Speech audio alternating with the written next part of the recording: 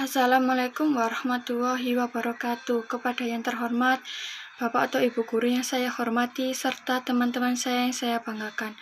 Marilah kita panjatkan puji syukur atas kehadirat Allah SWT yang telah memberikan kita kesehatan dalam masa pandemi ini. Sebelumnya, perkenalkan, nama saya Afifatul Aisyah, kelas 11 PKM 1. Saya di sini mau ceramah singkat yang berjudul Antara Ilmu dan Adab. Orang yang terganggu oleh anaknya itu orang tuanya. Sopan adalah kebutuhan setelah ilmu. Menurut ilmu, yang harus siap diganggu anak adalah orang tuanya. Sopan itu urusan belakang. Aturan ilmu ditegakkan dulu. Jadi korban anak haruslah orang tua. Ketika anak ingin uang, harus orang tuanya yang jadi korban.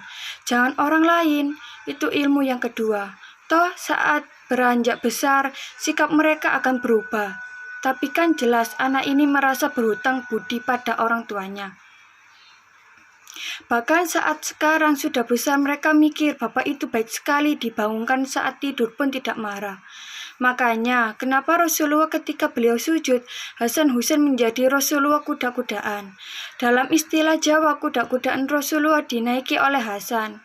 Rasulullah lama sekali sujud sampai sahabat mengira karena saking dekatnya wahyu.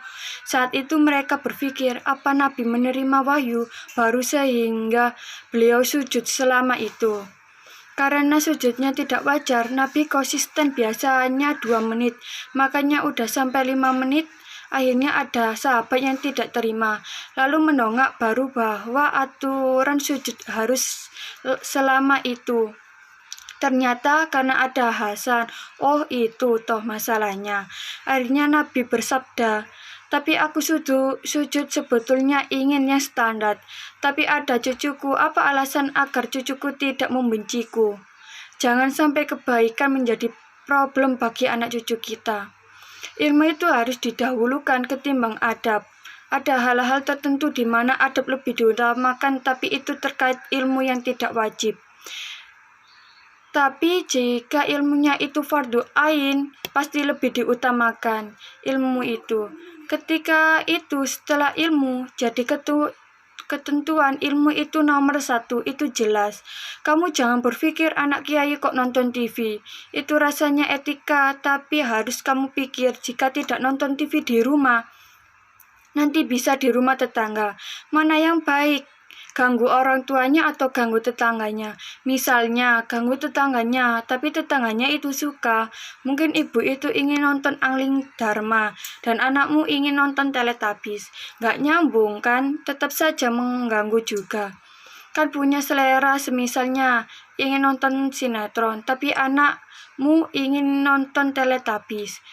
Mustafa ingin nonton ISIS. Namanya orang, pasti punya selera yang berbeda-beda. Karena saya pernah diterima keluhan dari kiai yang nonton sinetron, ada pameran sebagai ustadz. Ustadz itu berfatwa dan dia kepikiran, itu cuma sinetron, tidak perlu dipikirkan. Nonton Mak Lampir, kan gak mungkin kepikiran fatwa Mak Lampir. Setan jadi putus asa karena ingin coba menggodaku. Tapi malah ditinggalkan nonton Mak Lampir. Saya tahu waktu-waktu setan akan menggoda. Saya tinggalkan dan dia jadi kesal. Apalagi saat digambarkan itu lebih mengerikan. Setan itu benar-benar kurang ajar. Jadi orang-orang alim mereka digoda. Di zaman akhir yang alim akan saya sebut alim. Ketika kamu sholat, setan menggoda begini. Sahabat itu belum tentu diterima Allah. Kita juga kadang menyesali masa lalumu.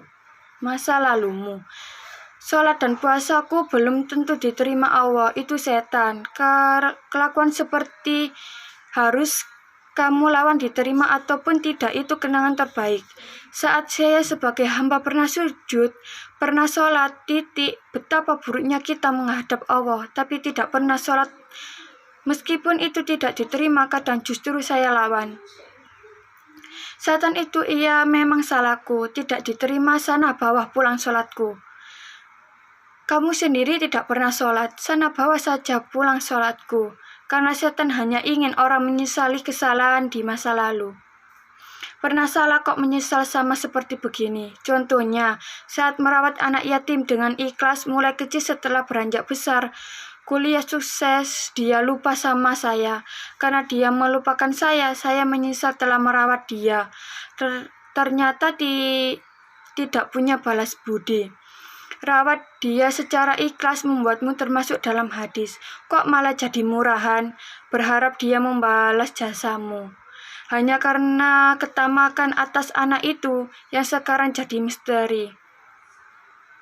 Goblok sekali kamu, keikhlasanmu itu dijadikan surga dan ketamakanmu itu setan. Dalam pertemuan pun sering begitu, saat berteman di pondok ikhlas, temannya berubah kaya tidak mau dihutangi.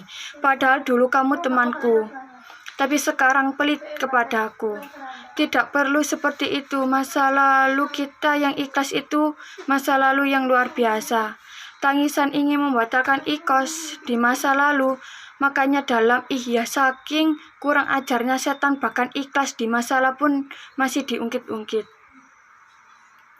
Saat masih bodoh kamu kan pasti ikhlas. Makanya kata Mbah Moyen Guyon, santri itu lebih ikhlas daripada kiai, karena santri selalu ikhlas mencium tangan siapa saja.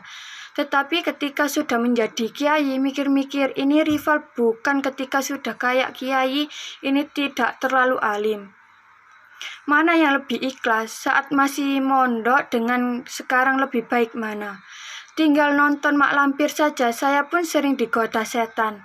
Sampai kadang saking ekstrimnya, jangankan kamu yang ngomong, andaikan Jibril sekalipun ngomong bahwa saya ahli neraka. Karena kelaziman hamba adalah untuk sujud kepada Tuhannya. Sekian dari saya, apabila ada kesalahan kata mohon maaf yang sebesar-besarnya. Wassalamualaikum warahmatullahi wabarakatuh.